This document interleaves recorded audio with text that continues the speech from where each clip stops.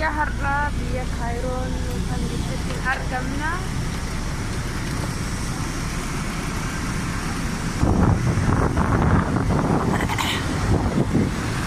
Gibxi yookaan Kaayiroo jechuun kanumadhaayi.